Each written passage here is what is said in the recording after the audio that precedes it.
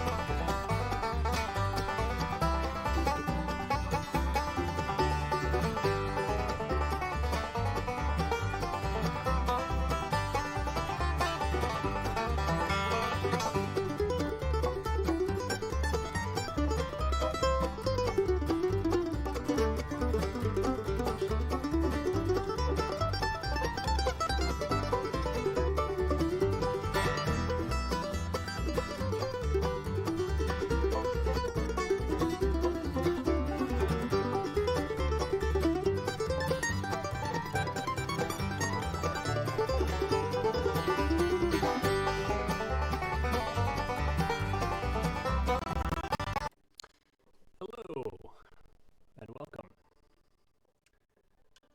to the hopefully new and improved, although I think immediately now I'm noticing the same issue as before. Not so good with the video quality. Don't know why. Seems like we're dropping some frames. Everything's a little bit blurry. Is that true? Let me know. Let me know if that's the case.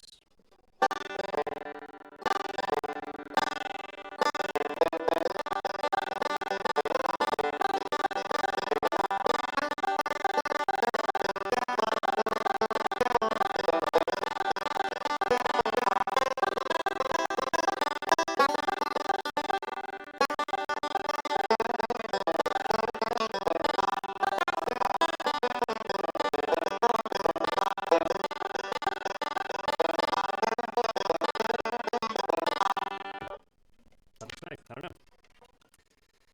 Breaking out. Yeah, great. All right.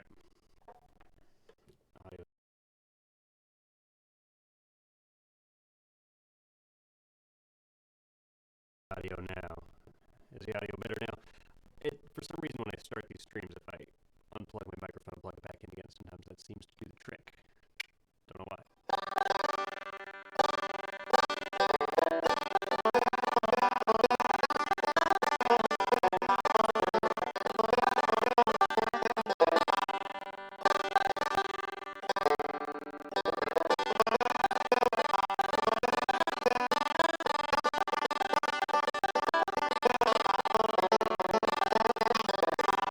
But let me know if that's better.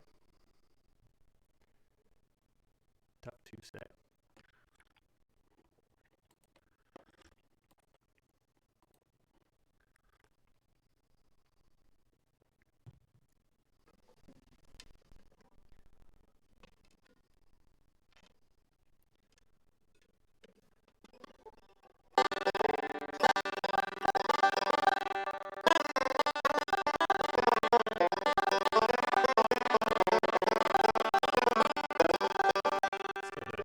Let's see what happens if I do this.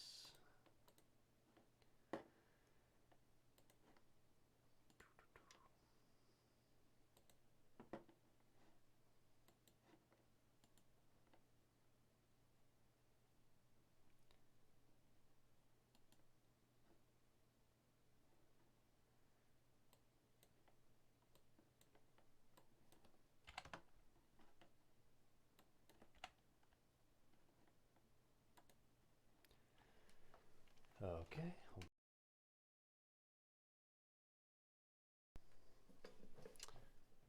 How about now?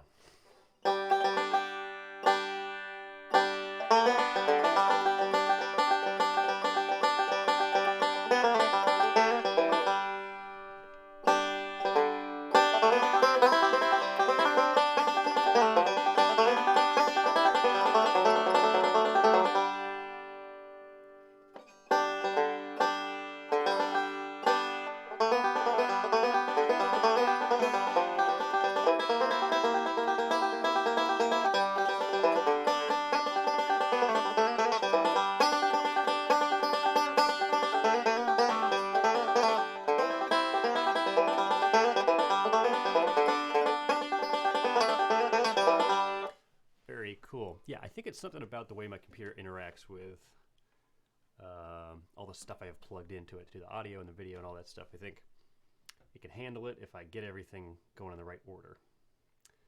Tough to figure out what that is, though. All right. Because I don't need headphones for the moment. Okay, so we're here with the Banjo Q&A. I don't really have a plan for what we're doing today. Could just kind of do whatever, I think. But people have questions about playing the banjo. Let's get into it.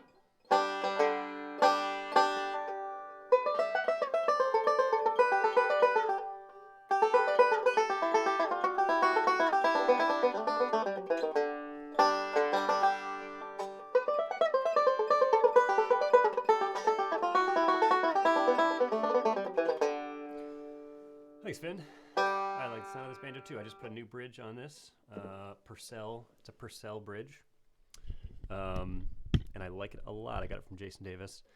And it seems like it fits well on this banjo. Even though the strings are a little bit dead, it seems like it's still holding its sound the way it's supposed to. So a little bit louder. We got a better volume now. Yeah.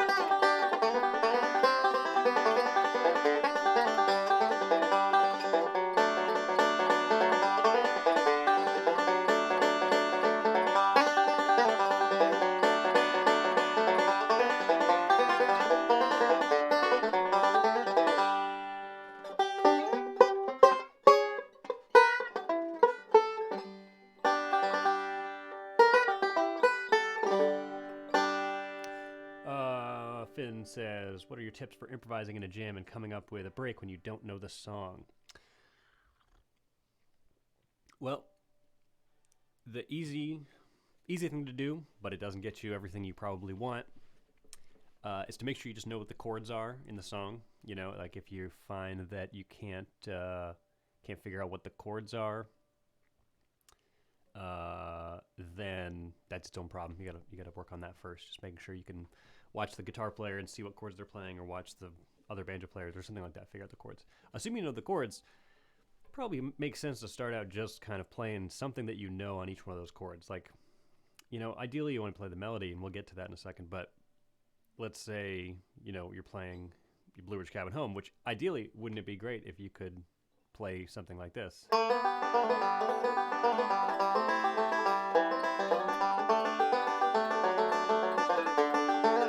Like something like the actual melody. But if you can't quite get that yet, or maybe just to be able to be comfortable playing through these songs and stuff, you know, maybe you know something with those chords, just G, C, and D, right? You know.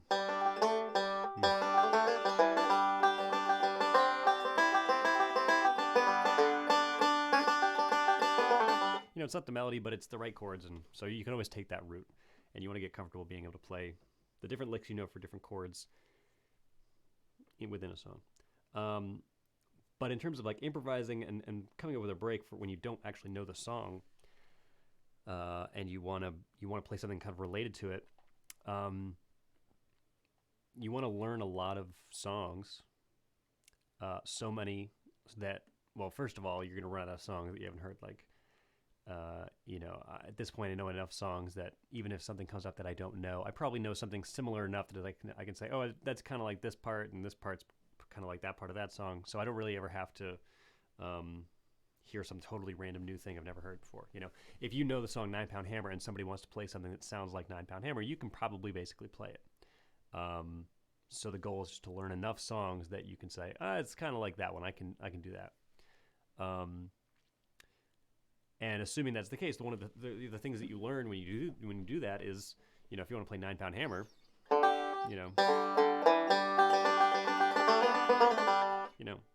if the song you're trying to play starts with some melody line that's on that note G, then you can take your previous experience playing this and say, oh, well, I can do that. So it's about making connections between these different melody notes. So you want to make some sort of connection that, you can just get rid of this, honestly. You want to make some connections between the songs that you already know, so that you can use information that you already have. You don't necessarily have to be making this up on the spot. If I hear a song, if I'm playing a song that I don't know and it's a melody that I don't really know, I'm not really just like using my superpower to like just know where the melody is and play some perfect thing. It's like, okay, that part of the melody reminds me of this song, so I can play something kind of like that. See if that works. I can do that. But it's more about making connections with the information you already have. But to make that as concise a answer as possible, just learn a lot of songs, and then take the pieces of those songs and apply them on other songs, right?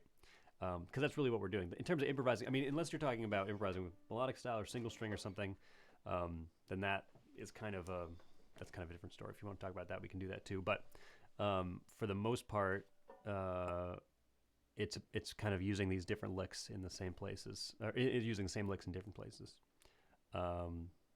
Maybe I can give you an example, perhaps. So, how about well, think about, again, 9 Pound Hammer, right? Here's just everything you play in 9 Pound Hammer, probably.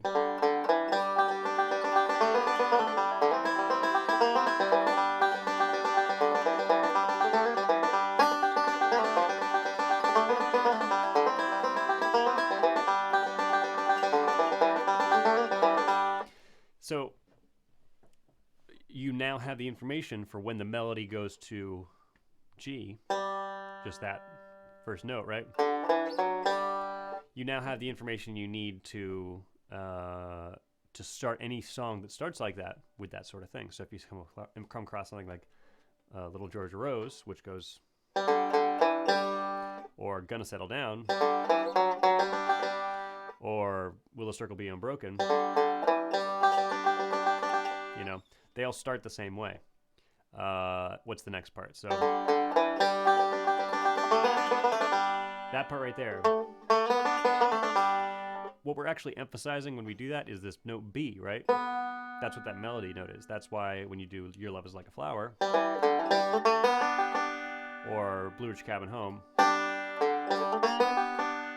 or Ain't Nobody Gonna Miss Me When I'm Gone, it's always emphasizing that note. So assuming you've learned a couple of those songs, when something comes across, in a jam that reminds you of that, you'll actually have something to pull from before. So the more songs you can learn, the easier it's going to be to learn them on the fly, faster and faster, to the point where I don't really, if I want to play a song, I don't need to go like tab out an exact version of what I'm going to play for something, because I know hundreds of little pieces of things that I can put in different places. So in that way, it kind of works, helps on its own. It does it itself. As long as you do the homework of learning the songs, it kind of does that for you. Chris says, can you say what brand and type of strings you use? I use the. I wonder if I have any lying around. Aha. Let me see if I can get this.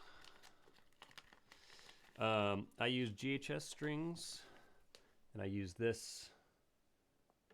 They're the JD Crow signature set. They're the studio ones.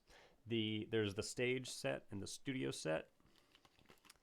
And the only difference is that the stage set has the G and D strings on the outsides are 10s, and then the studio ones, the ones that I use, are 9.5. And that seems to be more common that people use 9.5, but who knows? Do I work in modal tunings? Not really. Maybe just the D tuning if I'm going to do like Rubin or something like that, but I really don't even do that very often. I really just try to keep it in the one tuning and see what I can do to make things work in different see what I can make work in the one tuning. You know, I can barely play Rubin as it is. I play it so infrequently that I often forget what it is. You know, I can play the basic one time through, but that's about it. You know. Oh, Warren Yates says, "I like your style teaching. Good job." Thank you, Warren. That is really nice. It's nice to hear from you. Big fan of your banjos.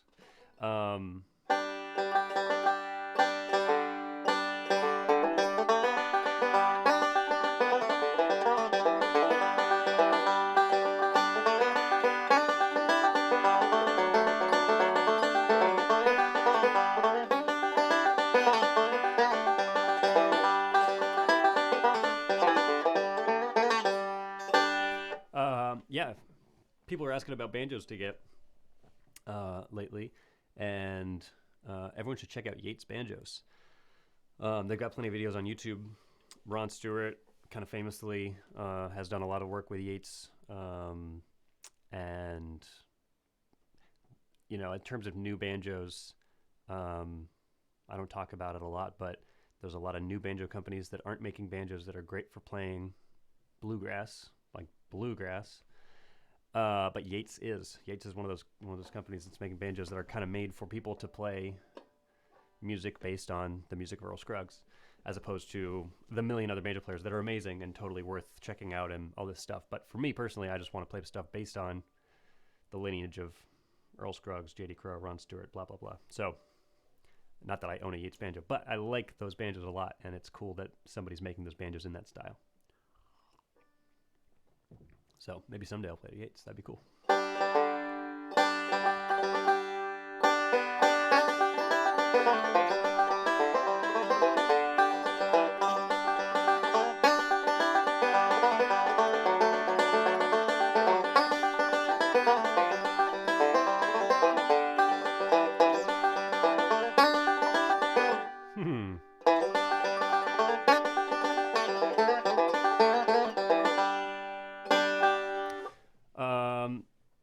Let's see.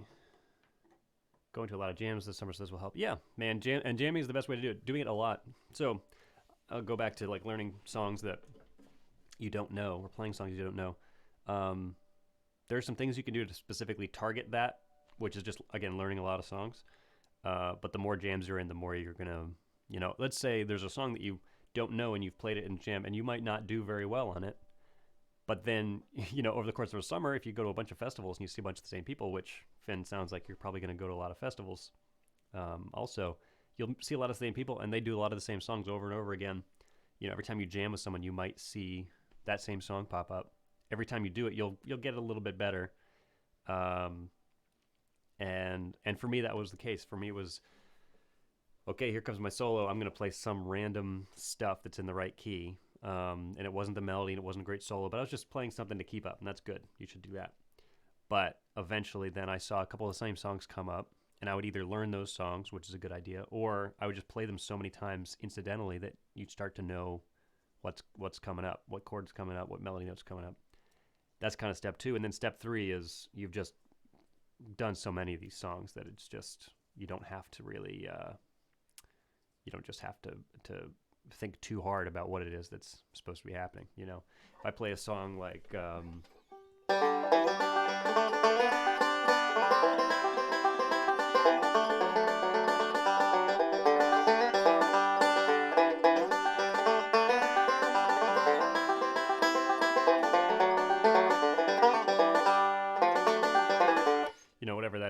that could be the song Helen that people play all the time. Could be um, Thinking About You, I think, has the same chords. You know, there's a lot of songs that are kind of just the same thing. That's what you're looking for, is all these just common pieces.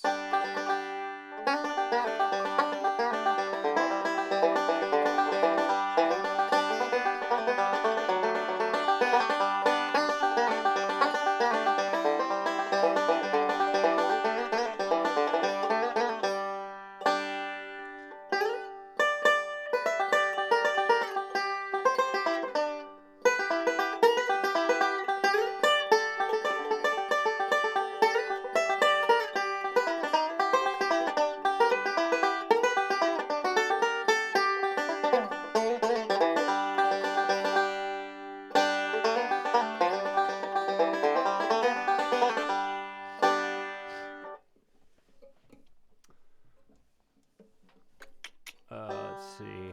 Not banjo related per se, but one with a tab. Oh yes, Old Dangerfield. So this week,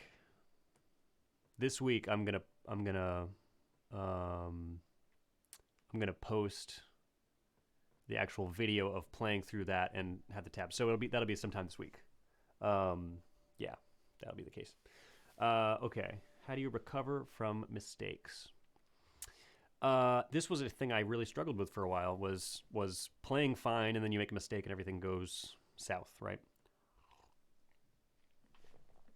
Hang on a second. I got this cool fancy mug with a cool fancy coaster. So this mug keeps everything heated at one specific temperature. Wow. But if I put it on the coaster, it charges the battery, and then it actually works. Why have this fancy cool stuff if you're not going to use it? So recovering from mistakes. Well, it's hard to do that on the banjo because we're just playing this stream of eighth notes, right?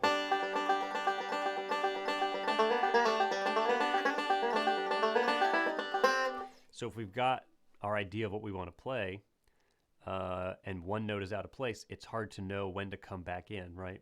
You know, if I count 1, 2, 3, 4, 1, 2, 4, 1, you know, if it's very simple, I forget one of the numbers, I can actually come back in because it's not, I've got time to react, right?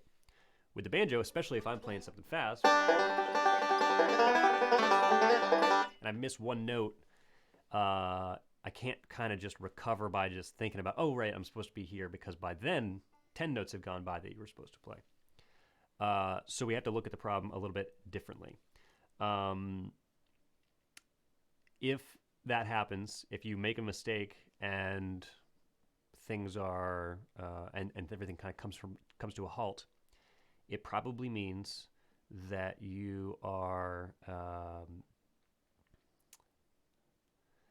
it probably means that you are either not familiar enough with the material, right?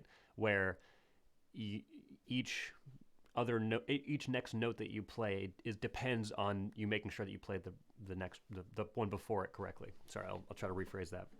If you're playing in such a way that if you were to take some of the notes out, if you couldn't continue, right? It kind of depends on like following each step. Then it's kind of hard to recover from that, because you get one out of the bunch missing, and then where do you go back in? But if you're really familiar with it, just memorize the whole thing. So let's say I'm playing Fireball Male.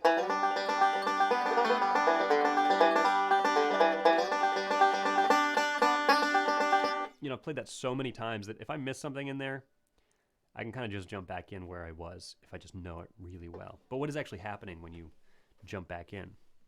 In my mind, the song is kind of moving along no matter what, right? When you're playing on your own, you can stop and start and whatever if you want, I guess. But let's say you're playing with a band, you can't actually tell them, hey, wait, let's start over. My solo wasn't quite right. You just have to like jump back in somewhere. So in my mind, the song is going along no matter what. And I'm kind of playing along to what's in my mind. If my hands mess up, I want to make sure my ears and my mind are still going where it needs to be so that I can think about where to jump back in, right? Which really, because you know, when you're starting out, maybe this is early in your banjo journey, you can really get to the point where you can play something, but you really have to be focused on what you have to look at your hand, you have to think about each note, you have to just, there's a lot of concentration happening. And when that's the case, you're probably not listening to what else is going on around you. You're not really hearing yourself within the context of the band. It's just because it's too much stuff to handle at that moment, which is fine. That's just part of the journey.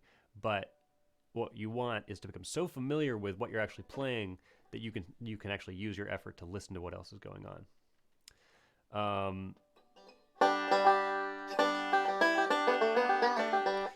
You can listen to the rest of the band. You can listen to where they're at. So you've got this extra like brain processing power that isn't focused on your hands. And I guess that's what I would say is the bigger thing about all this recovering from a mistake is you want everything to be so secure with your hands, with the stuff you're actually playing, that you can use that brain power to really think about where you're supposed to be in the song, because then you can just come back in. Hopefully that's helpful. The other thing being that you want to practice making mistakes, or not practice making mistakes, but when you're practicing, you probably spend a little bit of time. You should spend time playing through something, and if you make a mistake, start over. And if you make a mistake, start over. If you make a mistake, start over. All that, and you want to play really slowly. All that stuff. All the stuff I always talk about. But you also probably want to spend a little bit of time unrelated to that. You want to do that, but you want to do on the side this other thing where you're just going to play through a song, even if you make a mistake, just to get to the end. Because the more you do that, the more experience you're going to have making a mistake and soldiering on. You know what I mean? And it's a little bit of a vague thing to do. It's probably hard to do that intentionally. It's hard to say, all right, I'm going to make a mistake here and then recover. Like, you can't really plan for that. But you can definitely put yourself in situations where you're going to make a mistake and see if you can recover, right? So I think that's probably what you should do. Talk about melodic style in minor keys. Yeah. So I don't do a ton of melodic stuff. I would say.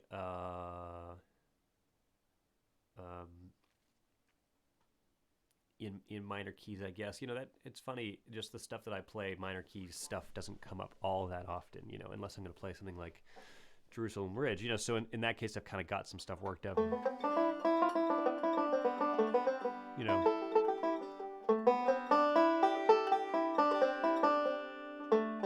something like that, right?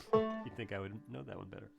But here's how I think about it generally. So if you like, let's say I'm in E minor, I want to play some E minor melodic stuff. Well, all the notes in E minor are the same as all the notes in G major. So everything I know melodic-wise in G, I can use for E minor. I just have to make sure to kind of end up on E minor at the end, right?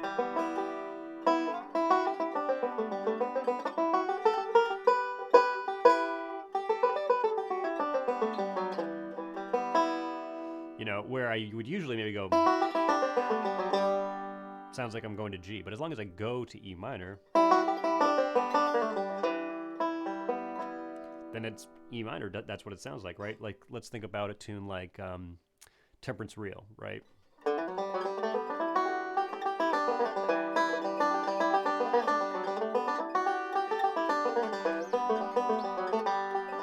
Right? Part of that is G, part of that's E minor. Throughout the whole thing, I'm just using the same G major melodic scale. But depending on where I emphasize those notes, if I emphasize notes of E minor, like E or B or G, then it's going to sound like I'm playing in that key. Same thing goes for like A minor.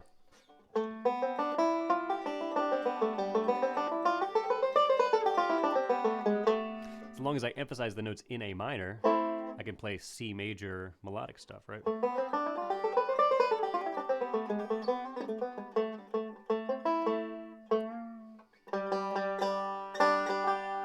So, I think really the key is probably just to think of those minor keys with their relative major keys. So, E minor is the same as G major. A minor is the same as C major. D minor is the same as F major. You're not really doing F melodic scales probably too often, but you can. And then if doing different capo things to get to those places and achieve that is what you want to do. But learning a lot of minor tunes like Southern Flavor has good minor stuff. Jerusalem Ridge, June Apple. Learning those tunes will get you acclimated to some of those positions, right?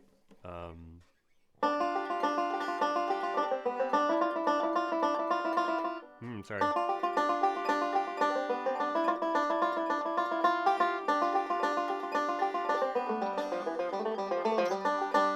That's June Apple.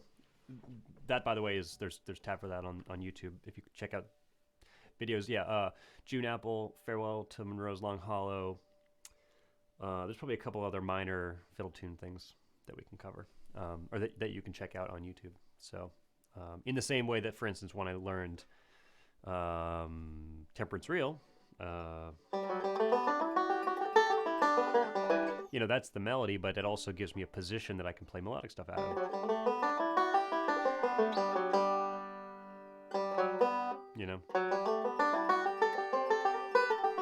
Or Blackberry Blossom.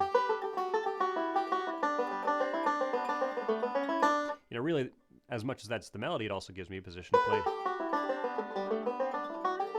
to play the melodic stuff out of. So, learning minor tunes and doing the same thing, taking that material and saying, well, I don't have to play those notes in that order, but if I use these notes in this melodic shape, it will emphasize the notes in that chord.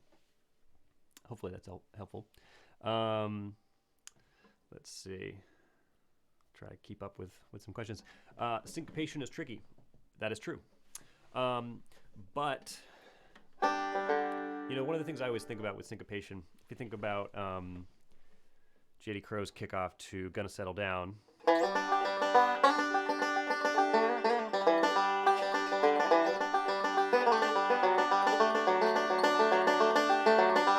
when he plays that D chord,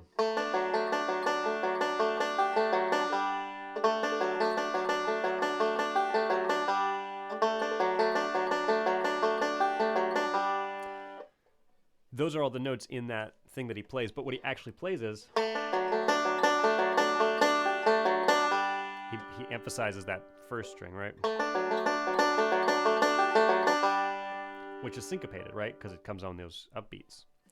And for me, listening to J.D. Crow do that over and over and over again, and then playing along with it, made it easier for me to emphasize those notes. And aside from that, just playing it really slowly, You know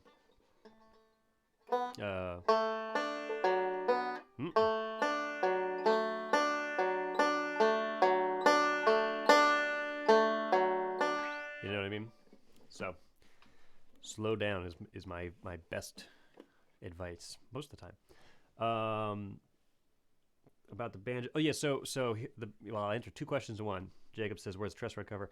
I take it off because I adjust the neck relatively often, not all the time, but I'd rather just get to it and not have to take off the cover. Tell me about the banjo. So it's a 30s Gibson TB11. So it was a tenor banjo, and now it's been converted to a 5-string. Frank Neat made the neck. It's got a Blaylock tone ring because TB11s didn't have tone rings, so they cut the rim and put the tone ring in, so you can see that it's got the tone ring. It's a Purcell bridge and a Remo head. Yeah, so it's kind of got that old conversion sound, right?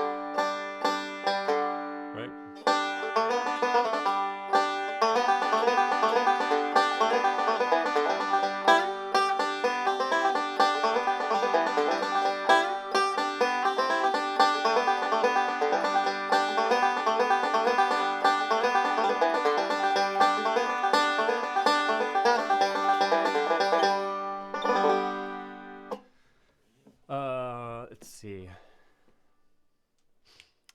Big topic. Could you cover some rolling backup or more advanced vamping for a fiddle tune?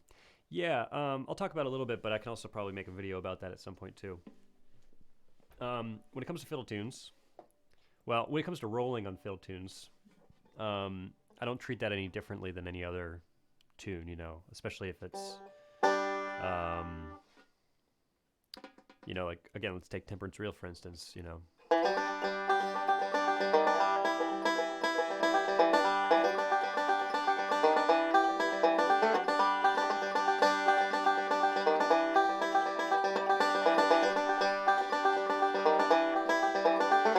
That's probably all I'll do, and not that that's necessarily simple or easy, but it's just the same type of rolling backup that I play on other things. I'm trying to stay out of the way and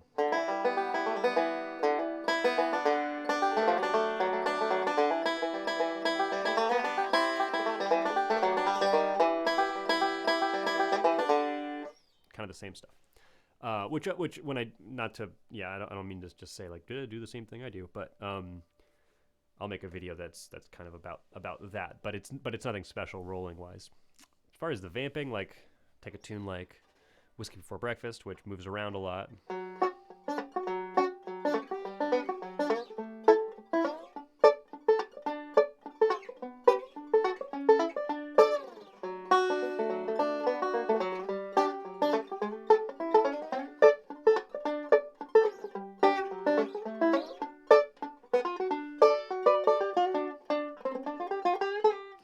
That's not that.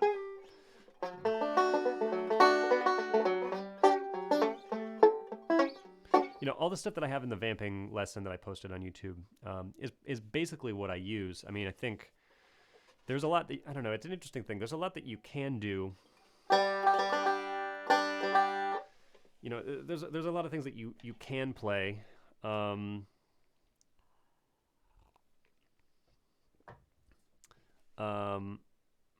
And I do see people play some really interesting stuff backup wise, but I just kind of prefer to keep it as basic as possible. So just the regular rolling stuff that I do, and then with the vamping.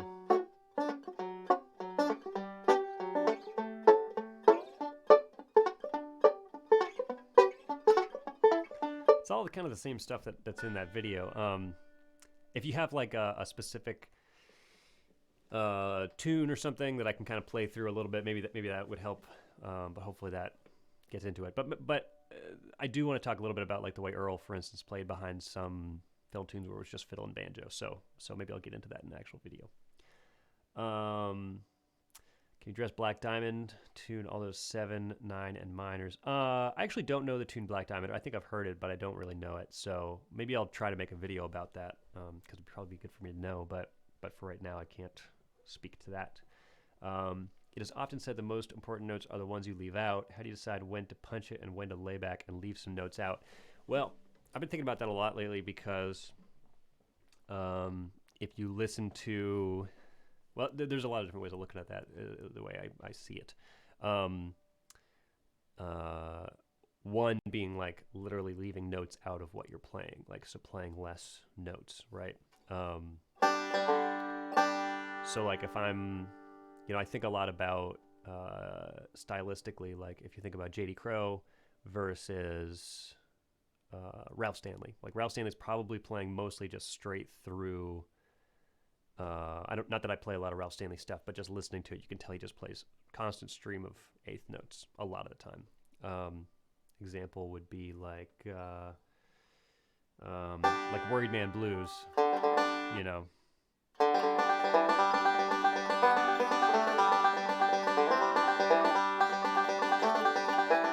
Obviously that's not what he would really play, but it's just kind of straight through the whole thing. What I like though about like J.D. Crowe and Ron Stewart and players like that.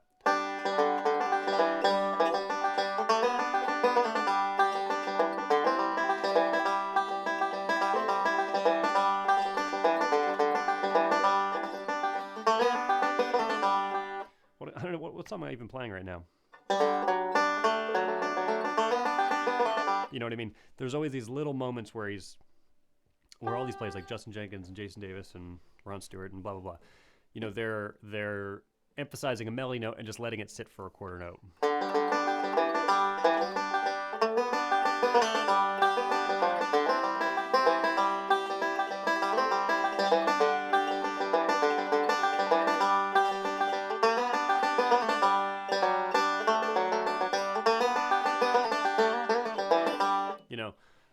so there's that. I think for me that's something that I think is very cool is by not just hammering it like that all the time, that creates that sound, which I like a lot.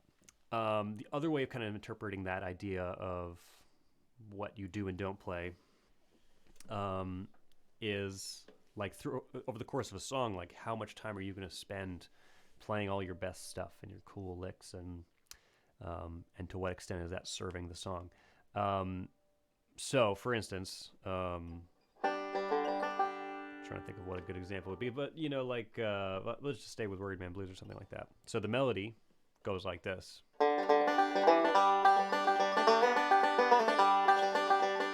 Uh,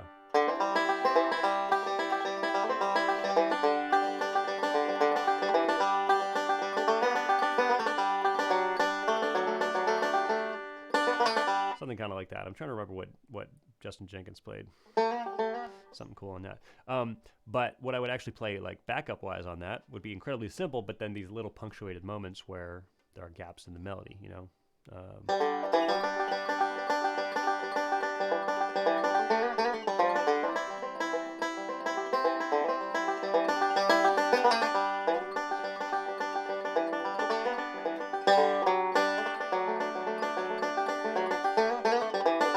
So that obviously is one way to look at it, where it's not, not really taking up a lot of space when the melody's happening, and finding those little gaps.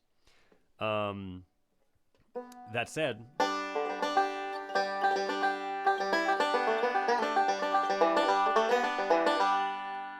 there's a bunch of awesome banjo players that kind of just play straight through everything, and it sounds good. It's kind of up to your taste.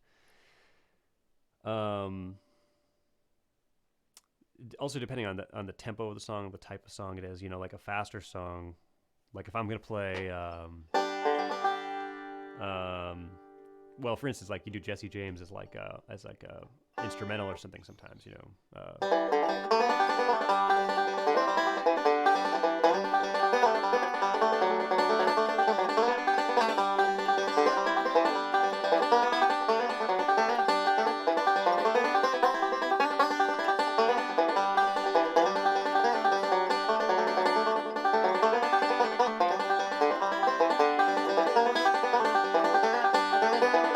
something like that. Something like that, I'm not really thinking too much about, like, the point of that song, the point of an instrumental like that, playing some kind of loud driving banjo thing, the point of that is not to be delicate and not to be this, like, very calculated, I don't know, thing. It's supposed to be aggressive and loud and kind of raw and whatever it is. So, fiddle players playing their, not that I'm going to play a lot of like crazy stuff or anything like that, but I'm not going to hold back when the fiddle player's doing their thing. I'm just going to step back from the mic a little bit, and still give it some power,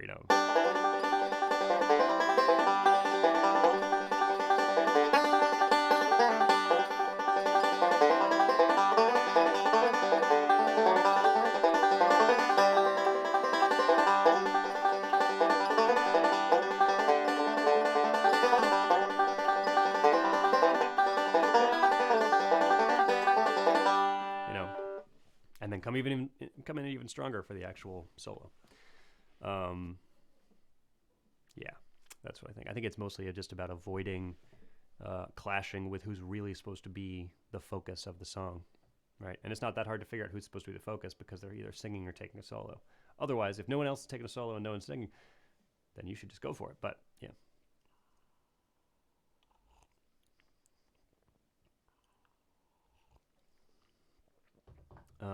Question about left hand index finger use versus middle finger. You find yourself in the C position on the 5th fret. First and second string would use the middle and second. Oh, interesting. Yeah, so what Nighthawk's talking about is this position right here, or this. I use both, kind of depending on the scenario, which is not going to be super helpful for you because I don't have a list of when I'd use one or the other. But the way I think about it is this. Earl often did this, right? like when you see him do Lonesome Road Blues, right? Or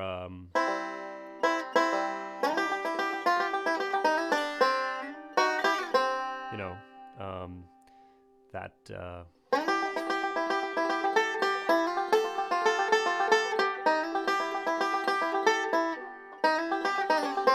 whatever that is. He would do that kind of thing with these two fingers. And he did that most of the time wherever he was. He would even do that sometimes.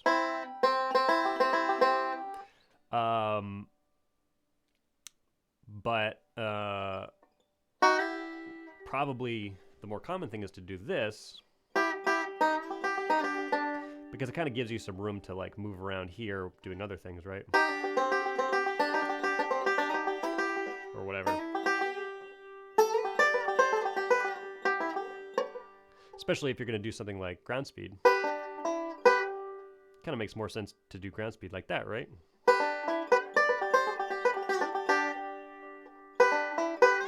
That's kind of a big jump to... But that said, that's just not how Earl did it. So I don't have one specific answer for you, but here's what I think about when I do it is I do often use this position for that one because it makes me feel a little bit like, if I'm doing it a little bit like Earl, then maybe it'll sound a little bit more like Earl. It may be like a placebo effect thing, but I think it works. Where, you know, when I was doing Lonesome Road Blues like this, for some reason it just didn't feel like, I don't know, it felt a little different. That for some reason helps. I will say, because these fingers have more dexterity in general, like usually they're the ones that are more in control, you might have an easier time landing on those shapes.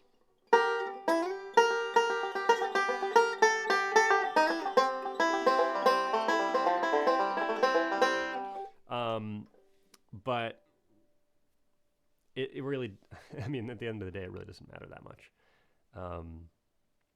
Because you can probably go online and watch a bunch of different banjo players play the same tune, and they're all going to sound amazing, and they're all going to do it differently. So go find a tune you want to do that uses that position, and go watch Earl and Crow and Sammy Sheeler and Ron Stewart do it.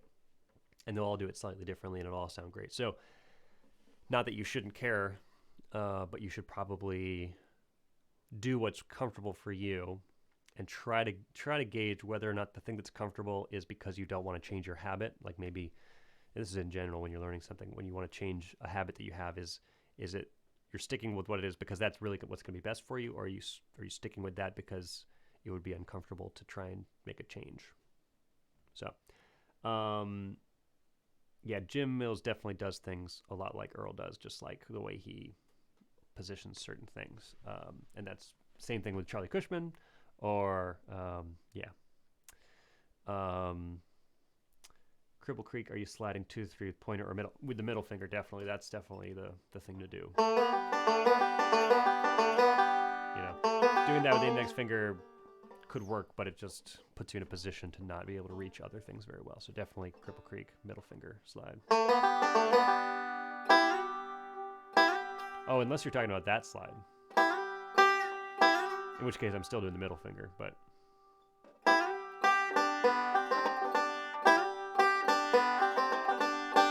yeah, for the most part. Comments on how to improve tone. Yes. So it kind of depends on your hand and the picks you use and the banjo. Like all that stuff really matters. It's hard to get really good tone with subpar equipment. Well, not really good tone. It's hard to get the tone you're looking for with subpar equipment. It's actually hard to get the tone you're looking for with any equipment, because you might have a banjo that's, you can make it sound really good, but it's just not going to sound like the thing that you want. Good tone doesn't really mean sounds like my banjo or sounds like Earl's banjo. Good tone just means like getting the best sound out of the instrument that you're playing, right? So one thing that I've found is practicing really slowly helps with tone, because we have time to listen to what is happening and adjust. You know, it's hard to say that it's hard to say while I'm playing,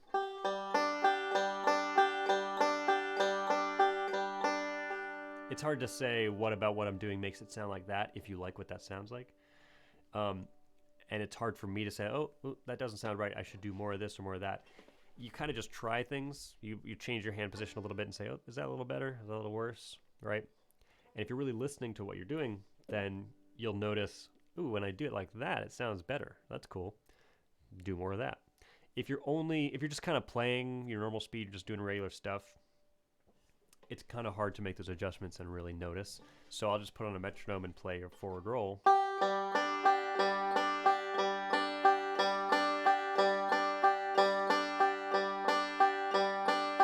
Right? And just try to gauge whether or not that's the sound that I like or whatever it is. Now, some general things that are gonna make your tone sound better, kind of regardless of what type of instrument you're playing, is you really do want to get a decent amount of volume. Playing really quietly, it's going to sound like it's really quiet. If you play way too loud, I won't do that because that'd be kind of annoying in the microphone, but then that has an effect as well. But if you don't practice at a performance volume, then when you're in a situation where you're trying to play with people, you're going to have a hard time playing at that level, that volume. So I would definitely, when I practice, let's say I'm playing, just working on some tune, Foggy Mountain Breakdown, why not? I'm not going to practice it like this. I'm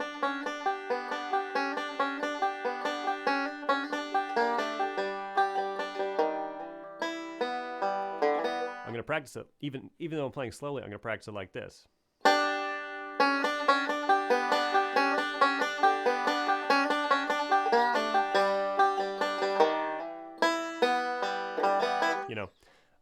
Because that's where the tone actually is coming from with your banjos. You actually want these things to vibrate. You want the air to vibrate.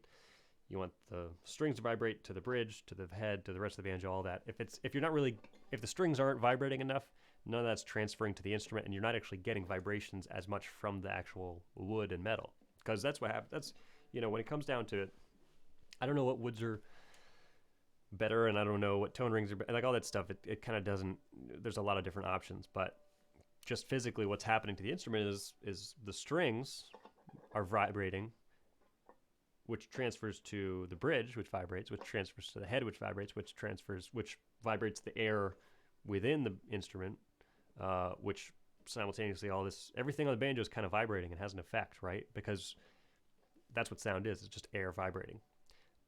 So the reason a banjo sounds different from a guitar is because when this thing vibrates, it makes the air vibrate in a certain way, right? But if you never actually get the instrument to vibrate, all you're getting is like the tone of the strings, which is not really great, and just maybe the tone of the strings in the bridge, which is not great. You want the whole thing to have some kind of vibration, which just means playing a little louder, probably. Not too loud. And also just make sure you're getting good contact with the strings. You don't want to just the teeny tiny tip of if I just do the tips of the picks, and I don't want to get too much, so it's kind of this scraping sound against the string, but somewhere around the top third of the pick making contact, and then play around with where your hand's positioned here, right? That's a huge difference. That's crazy.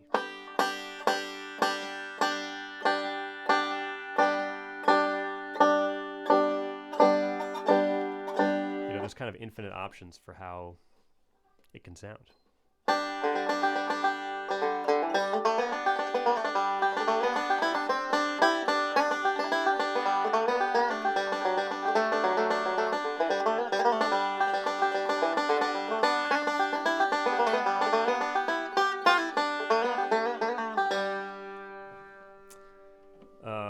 And definitely recording yourself and listening back and making adjustments can be very helpful. Make sure you have decent enough recording equipment that you can, if it sounds awful just because the recording is awful, then you can't help yourself. But if you have, even a iPhone recording is usually good enough to know if you're getting a certain sound. Stan just says, what's the hardest lick you know? Probably the one we were working on yesterday. If you don't know, yesterday we were working on this Ryan Kavanaugh lick that I can maybe even play. Don't even know if I remember it, really.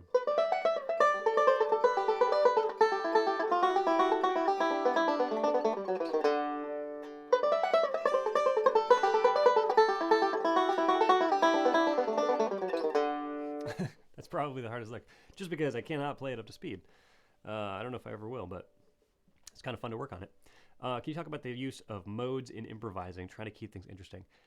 Yeah, it's a tough thing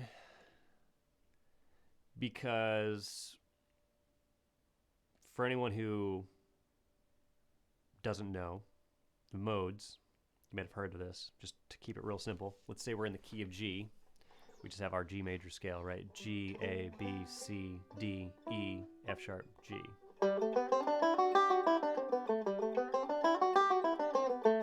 Right? Well, that's a scale, right? That's 7 notes. 1, 2, 3, 4, 5, 6, 7. The modes are really just that same scale starting on each different note, right? So if I started on G, it's just the G major scale. And if I start on, and we could also call that G Ionian. There are these Greek names for all these modes. That's where it comes from. But if I start that same scale on A, right?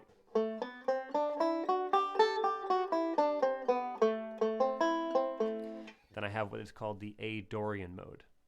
And it's all the same notes, but we're just kind of thinking of home bass as being A now. So it's kind of like an A minor sound. But what's special about it is that it has an F sharp on the top.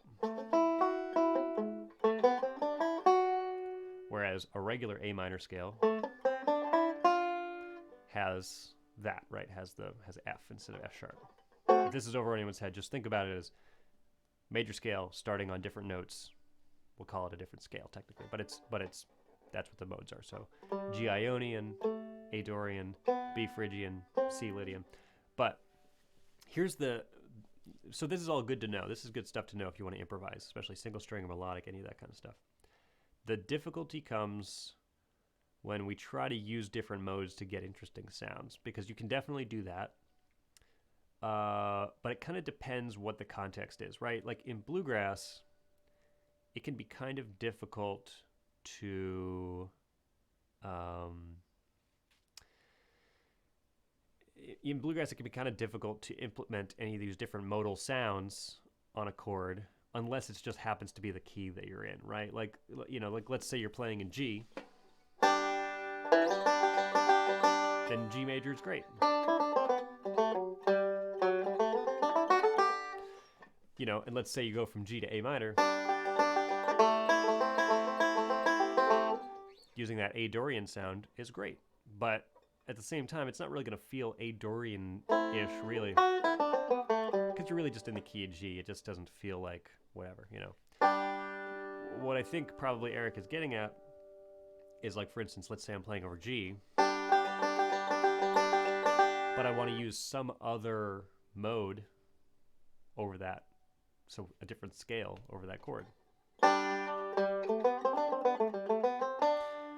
Well, what if I played G Lydian, for instance?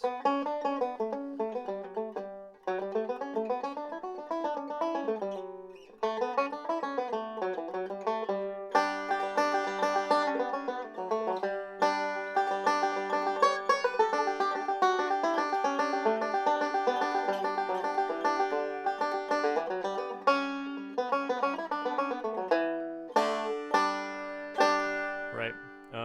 Then you can totally do that. The moment you do that, it's not going to sound like bluegrass anymore. I don't know if that's your goal. Just for anyone wondering, like, this is not a particularly useful bluegrass technique. But in jazz, for instance, you would use that all the time, where you could choose, for instance, to play G Lydian instead of G Ionian to get the sharp 4 sound.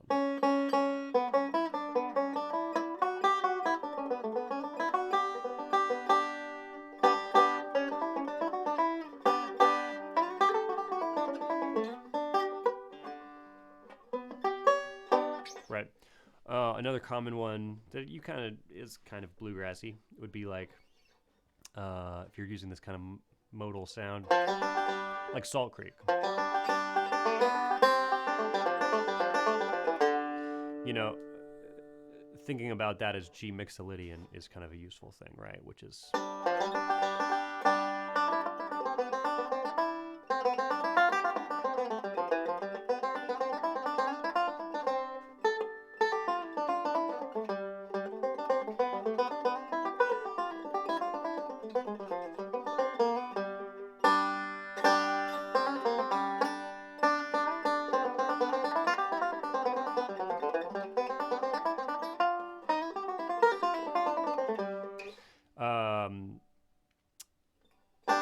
So G Mixolydian will give you that kind of Salt Creek wheelhouse sound.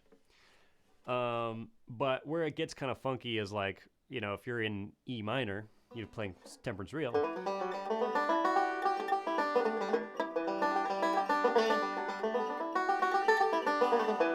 The song is so minor that it doesn't really feel like it's appropriate to give it like a Dorian.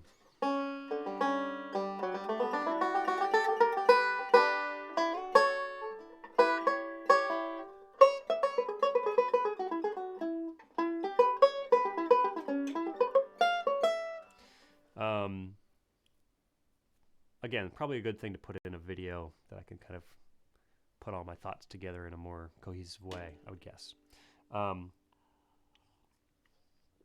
Hopefully that's useful.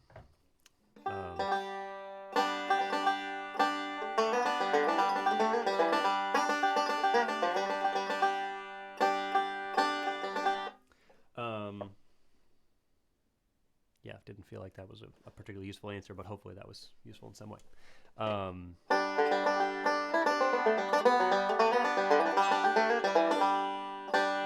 Cool. What time is it now?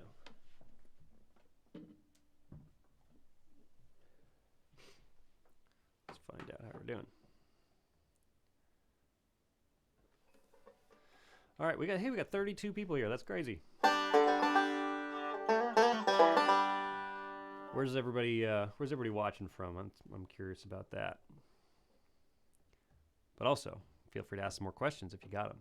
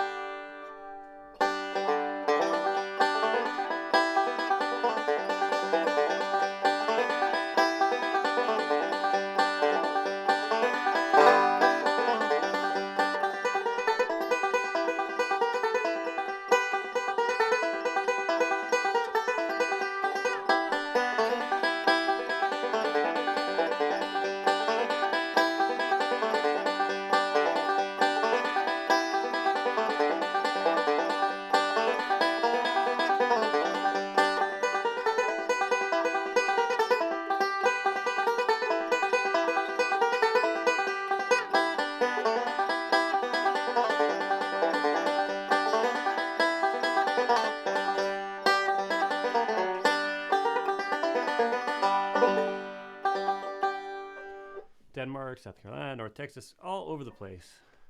2 from Washington. Very cool. All right. Hickory, North Carolina, USA. Mm-hmm.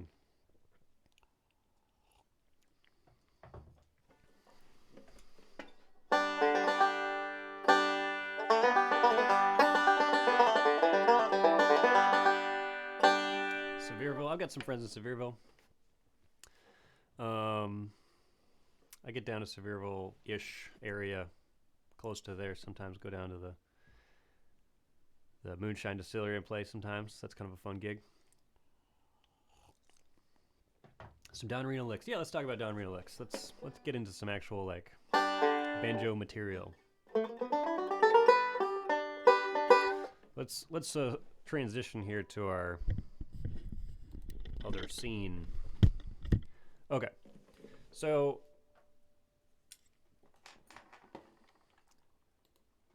here is a lick which I enjoy very much. Let's do it this way. I'll make this big enough for people to see.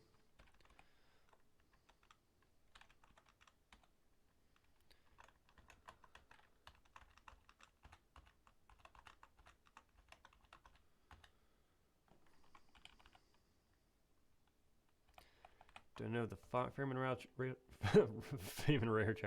Raymond Fairchild version of Fox on the Run that he played with Tom T. Hall? I don't know that version. I've not heard that.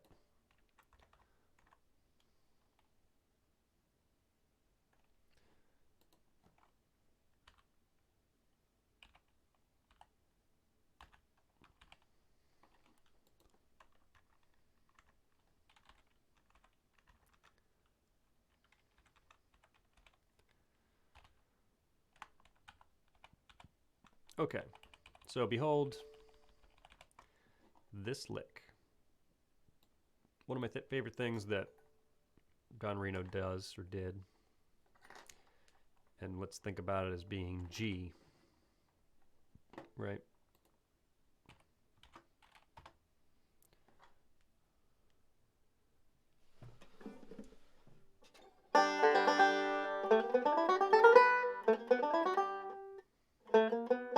Oh, I already messed it up. It's not even what it is.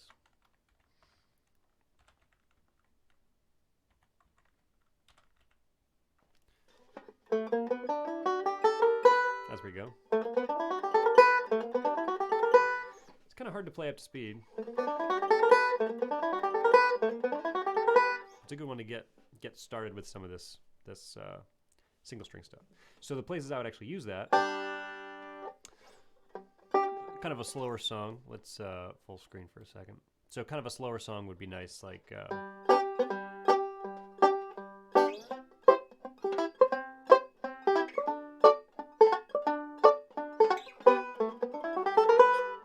right. It kind of is like a little accent lick here or there.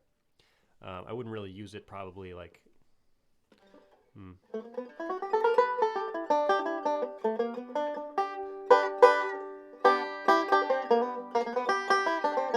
Well, yeah, let's do two licks actually, because it will illustrate how you can use these to improvise, right? So if we think about this lick right here, see if I can make myself just a little bigger, and then move this over a little bit and get rid of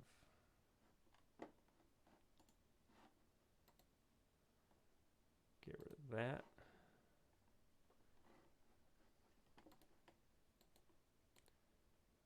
All right, fine. That's good enough. Think about the shape that this makes, right? It's not a scale. It's not, you know, it's weird chromatic notes.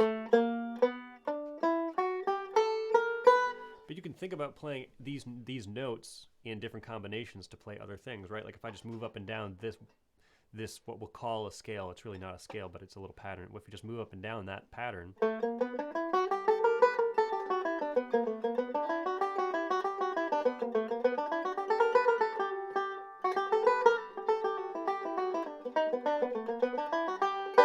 I can just move up and down that, and this is my key of G thing, and I can really improvise with that. This shape, right? It's kind of built around this. This whole lick is built around this G shape, right? So if I know other chords with this shape, right, like D, then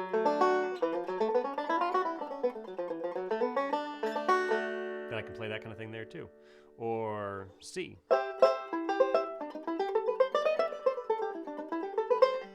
So actually, if you just learn this lick and then use the shape to improvise, you can play over a lot of things. Like if you just wanted to do 1, 4, 5.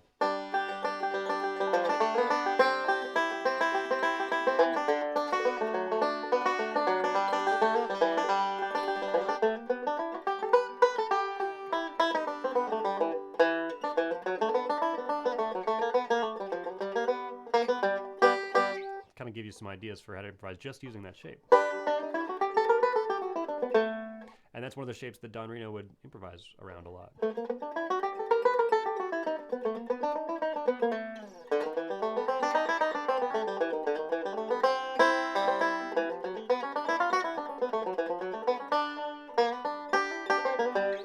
So that's one lick.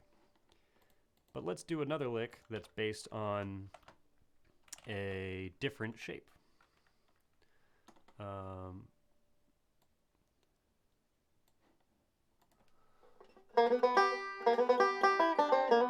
Well, we'll talk about the Don Reno one and the Earl Scruggs one because they're kind of similar, right? Let's talk about the Earl one first, but we can use it to kind of play Don Reno's stuff.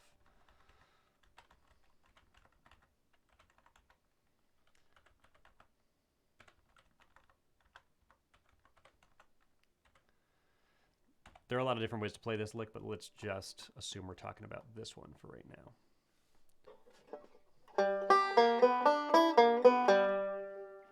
So in that order, you get that lick, right? If you play those notes in that order. But think about what is being kind of shown here. Like, what are all the notes that are even...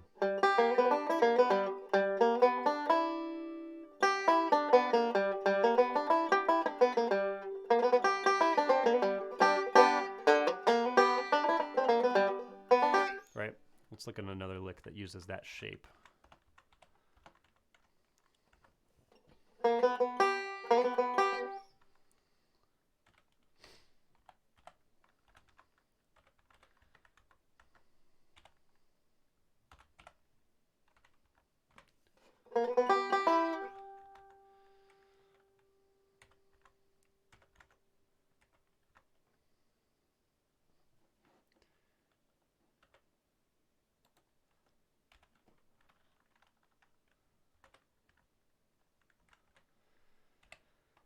All right, try to make this visible if possible.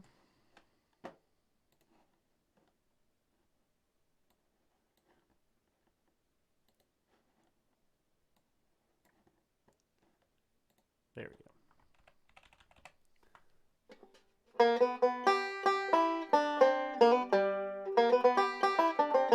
Right?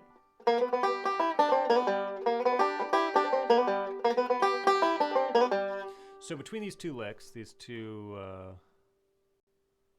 right, we got this one, the Earl Scruggs one, and this one. Here are all the notes that we have at our disposal that apparently will work.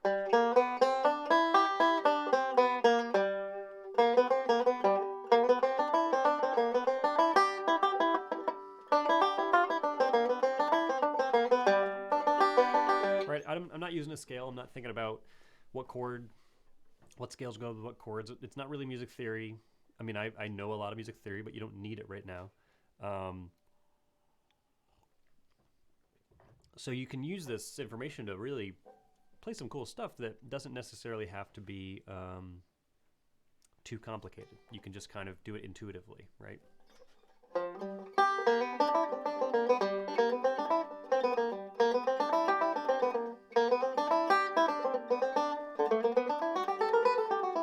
So these two licks, or these two positions, the licks in these two positions,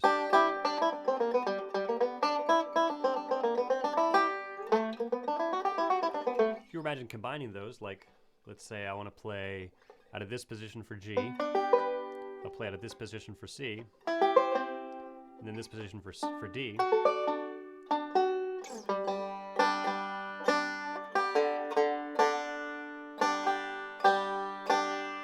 You know, I'll use the first lick here for D. Let me just make it a little easier to see. I'll use the first lick here for D, right? Or that shape anyway. And then for C, I'll use the one from this, you know, and then I'll end up here, right? So if I want to play all those things, you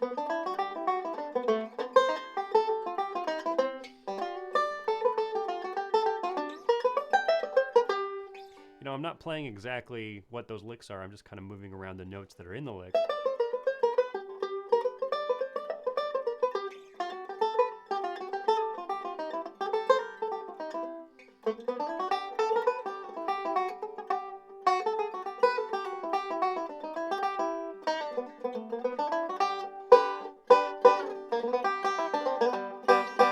So there you go. You can use those licks. By the way, this is a great time for me to mention, you may notice this, patreon.com/EliGilbertBanjo thing don't like to do a lot of advertising in general because I mostly just want to talk about the banjo. But while I've got you all here, I might as well mention that all of the tablature, bonus videos, bonus practice tips, extra tablature, all kinds of extra stuff that you can't get in here on YouTube, you can get at Patreon. Patreon is how I kind of support the concept of doing these videos, because they take a really long time to make, and it's really hard work that I love doing. But you know how it is. If you want to spend time on something, you have to be able to afford that time. Time is money. So people that support me on Patreon are paying for me to have the time to make that stuff, which is my favorite stuff to make. So I'm very appreciative of anyone who does that. But on top of that, if you're on Patreon, depending on what tier level you're at, you also get access to all these live streams after they're over, which means if you want to keep learning these licks, if you want to think about these licks some more or remember what I said about them, all that stuff, then sign up on Patreon, because then you will have access to those things. It's also easier for me to answer questions on Patreon. I get a lot of questions via my email or Facebook or Instagram, all these things where it's a little hard to keep up with sometimes. On Patreon, it's a lot easier to keep up with people's questions and get back to people as soon as possible. So you have a little bit more access that way. So I'll just reiterate one more time. Head to patreon.com/Eli Gilbert Banjo. That's where you get all the extra stuff. For $1 a month, $1, you get all the tabs that I post. It's ridiculously underpriced. For how many? What is it? 50 now. You get now the backlog of 50 tabs for $1 a month, plus 4 new. I basically do a video a week. Actually, I'm doing more like 2 videos a week now. So potentially up to 8 new tabs a month for $1 a month. It's a ridiculous deal. Only because I'd kind of just prefer that the information is out there, and if a bunch of people sign up, then it ends up being something I can do without being in financial hardship. So thanks for listening for that ad break.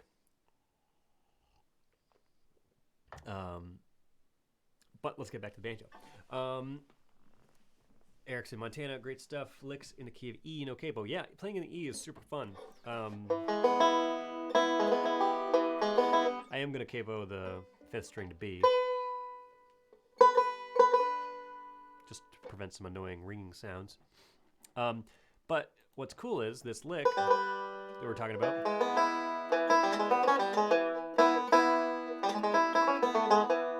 works great in E too.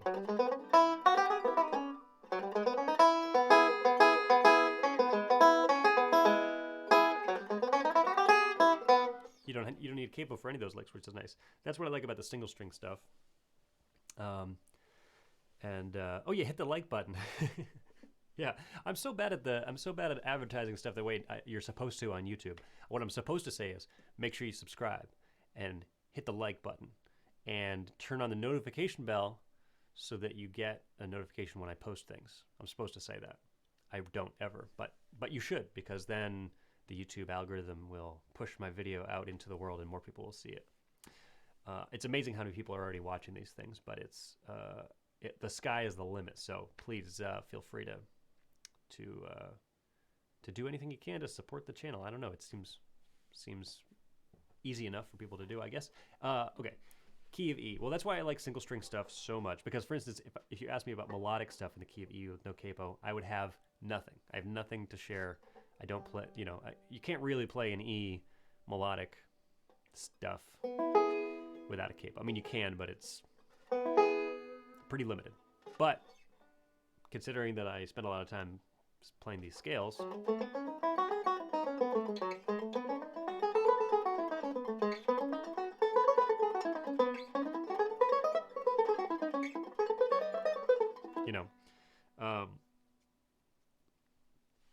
definitely, that's definitely going to help, because you just want to know where the notes are that you're supposed to be hitting.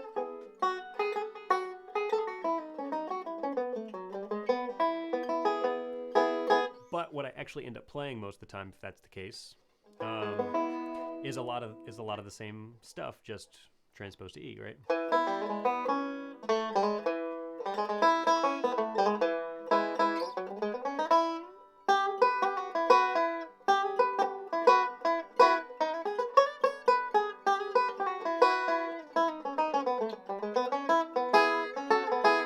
like all Eric. I like all your questions. What it makes me think every time you ask a question is like, oh, I should do a video about that. Yeah. So you make it a very delayed but more focused answer to some of these questions.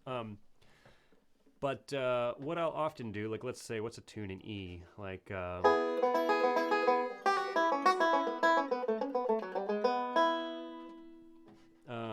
like,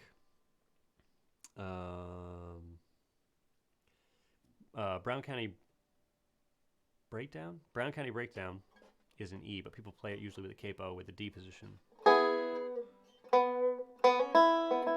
I guess I could play it in E, kind of, right?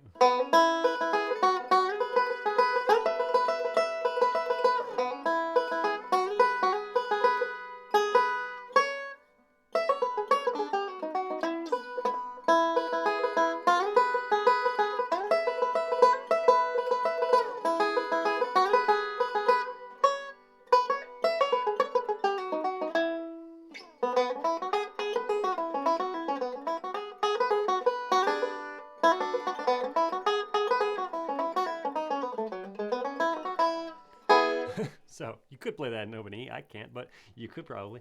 But let's say I was going to improvise on a tune because right, it's just mostly E, right? B. It's just back and forth between E and B. If I'm familiar with these single string scales,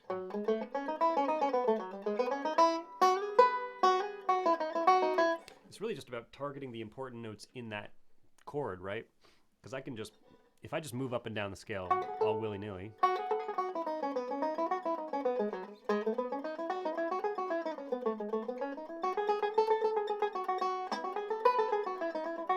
it doesn't really sound like I'm doesn't really sound like I'm playing anything. It just sounds like playing up and down the scale. But if I can emphasize important notes in the chord like E or G sharp or B,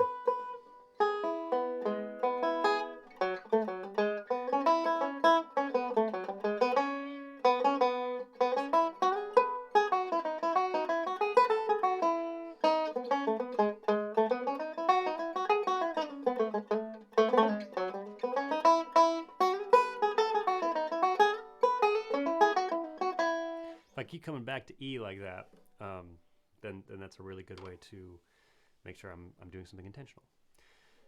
I'm trying to think of any tunes that would be an open E like that I could focus on for like a video like that. I can't even think of one. Yeah, tough to say. Miles, whoop whoop. Welcome. Our the mod is finally here. Miles, we need somebody to be moderating this.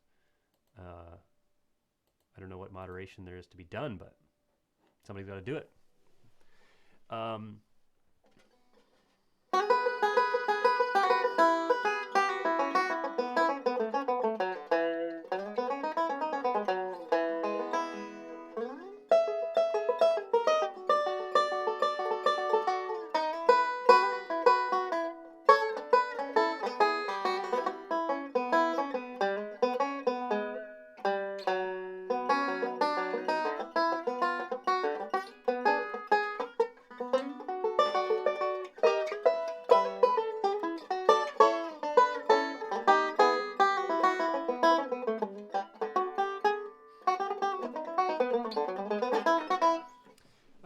Am I here to clean this place up? Finally someone is.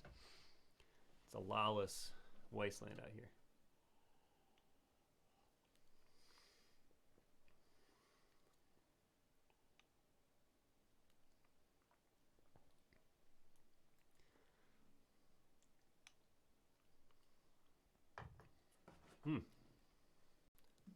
This may be the most people we've had in the live stream. That's pretty fun. Let's see.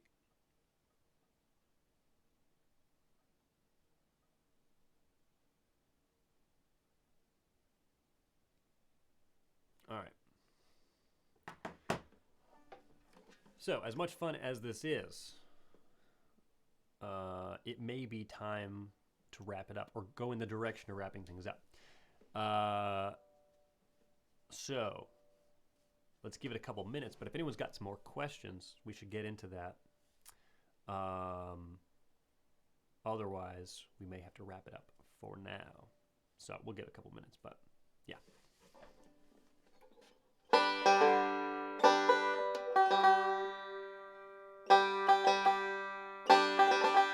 Hey, Mark, how's it going?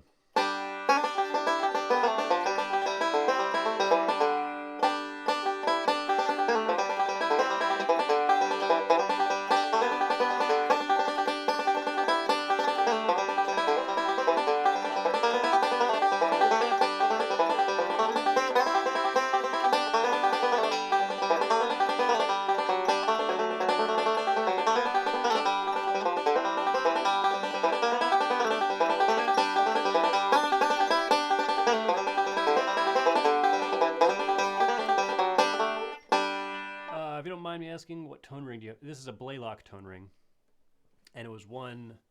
It's kind of like the Bear Tracks Blaylock ring. That's kind of, it's like based on the I don't know, but it's I don't know if they make them. I don't know if they make them anymore. They might.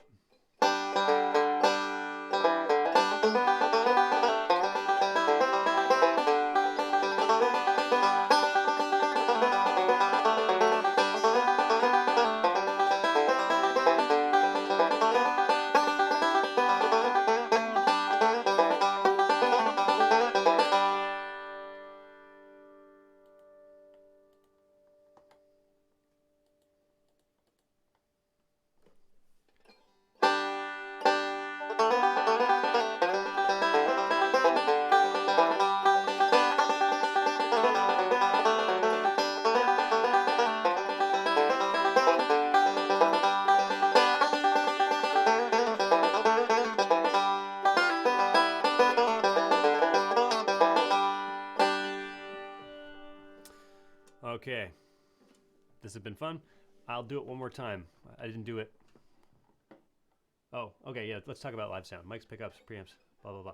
Yeah. This will be easy because I don't know a lot about it. As far as mics, I like to use a microphone. Generally, that's the preferred, like instead of pickups, preamp, all that stuff. Condensers are my favorite. If I can play with a KM184, Neumann KM184, that's ideal. That's my favorite. Or something like a Audio-Technica 4040, or yeah, one of those. Nothing wrong with a Shure SM58 or 57. The Ear Trumpet Labs mics I like. Those are cool too. Those sound good. But here's the deal with pickups, preamps, all that stuff. I don't use a pickup, and I try not to ever be in a situation where I would need to, just because I really don't like the sound of pickups if I'm playing bluegrass. If I'm playing something else, it really doesn't matter. It's fine. But for bluegrass, I just don't think I've ever heard the sound that I want from somebody with a pickup. I know the reasons people use pickups are mostly just to be able to control your sound and be playing to a big audience and or like, you know, loud bar. There's a lot of good reasons to use a pickup, but I just don't find myself in those situations very often. And I don't really play the type of music that people usually use pickups for. Like if you hear bands like Punch Brothers, kind of makes sense that they all use the things that they use to get the sound they want, but I don't really play in a band that's doing that kind of thing, so it just doesn't make sense. That said, the EMG pickups, probably the ones that I would recommend. I don't know much about the preamps that people use. I can't really speak to that, but the EMG banjo pickups are probably the ones that, if you need a pickup, then think about that. Yeah, that's kind of what I'm thinking about. Next gig, and you plan to make it. So I don't have a lot of gigs coming up right now. It's kind of, this is the slow season, probably going to be a lot more in the summer, interesting things. But interesting that you bring up live streaming a few songs, occasionally gigs. I think I am going to start doing that, live streaming gigs, because I think that'd be kind of fun. So yeah, I'm not sure when I'm next playing somewhere. I can't think of it. Probably in the next couple of weeks, though. Look out for a live stream of a gig. Yeah. And here's the deal. I'm going to start live streaming these gigs, but if you I'm not going to always know exactly when I'm going to be able to do that, so I'm not always going to be able to advertise that. So now I'm going to do the advertising that I was supposed to do the whole time. Here it is, patreon.com. So, two things. One, if you want to catch a live stream, if you, first of all, subscribe to this YouTube channel. Second of all, hit the notification bell, whatever the thing is that gives you notifications. So when I start a live stream or I post a video, you're going to find out about it first, then you can get to it. Because some people miss the live stream and then they're bummed out that they can't watch it. But if you do miss the live stream, what you can also do is go to Patreon and sign up at the $5 level. You will be able to watch all the live streams after they're over. That's just $5 a month. You get everything included. Woo, crazy. But you get to watch the live streams afterwards. So if you miss something, like especially the gig ones, these might not be as much fun to watch after they're over as the gig ones, but the gig ones are probably super fun to watch if you like that sort of thing. So consider that. Consider Patreon. And for anyone who missed it before, very briefly reiterate that that is how I'm supporting making these videos. YouTube doesn't really make me any money. So that's just the way it is. Anyway, like the video, subscribe to the video, notification bell, Patreon, do what you can. Great. But also, oh, that's what I just wanted to say. Mark Hathaway has a question. Last question. Easiest question to answer so far. Mark says, how do you start rolling back up?